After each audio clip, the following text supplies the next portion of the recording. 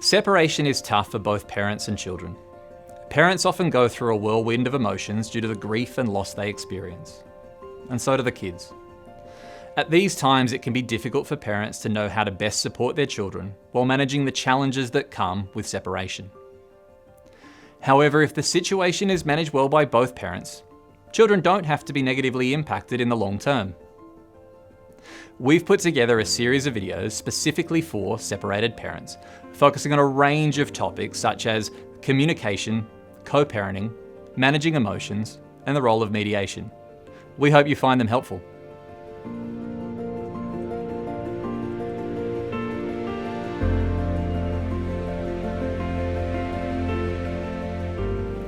Research has found that 1 in 4 children from separated families suffer from mental health issues.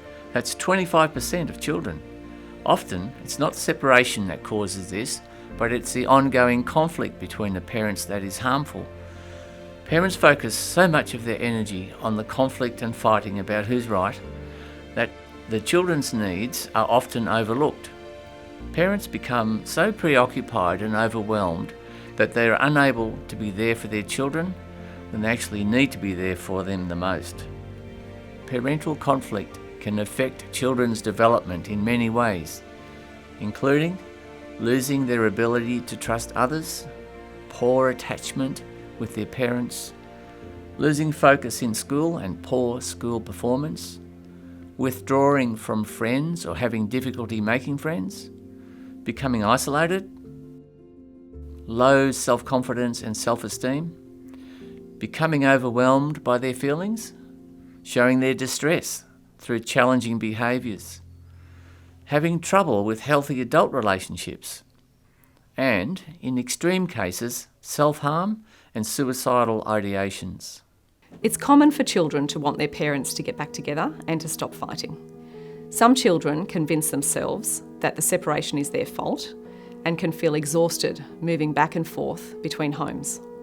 In some cases, the parents' sole focus is on how much time they will get with their children. However, from your children's point of view, what's more important is getting the kind of support they need from each of you.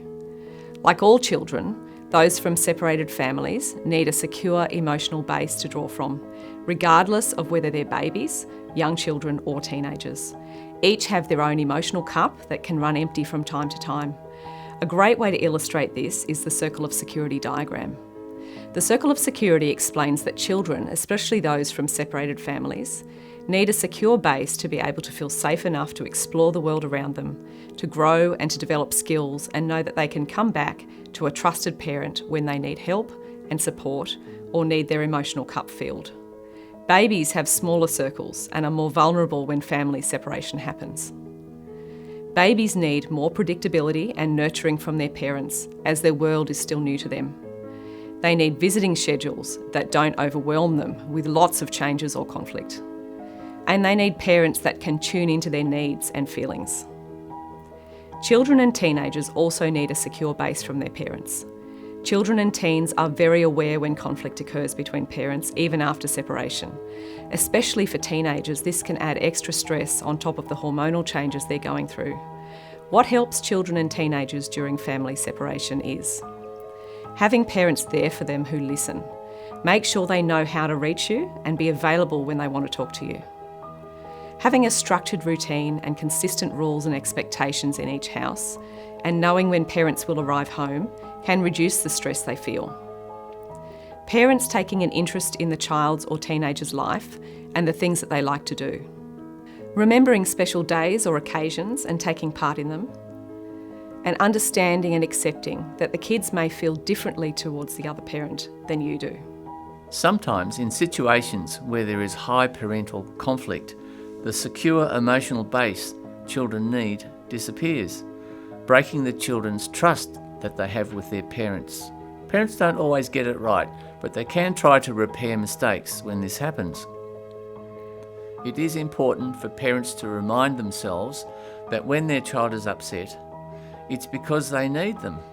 This is the time when children need parents to put aside their own emotions and be available to them, whether it's sitting down and having a cuddle or just being close by.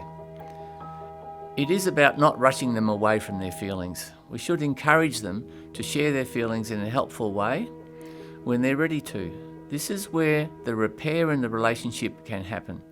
We can help our children with their emotions at this difficult time using this emotion coaching model. Step 1 is being aware of your child's emotions. Parents are the expert of their children. They know when their child is starting to get upset or scared. Step 2 is recognising emotions as an opportunity for connection or teaching. When the children are experiencing their emotions, it can become a teaching moment for them, or it could be when they need their emotional cup filled. Step 3 is helping them verbally label the emotion. Help your child recognise their emotions and talk about them. For example, it sounds like you're angry. Step 4 is all about communicating empathy and understanding.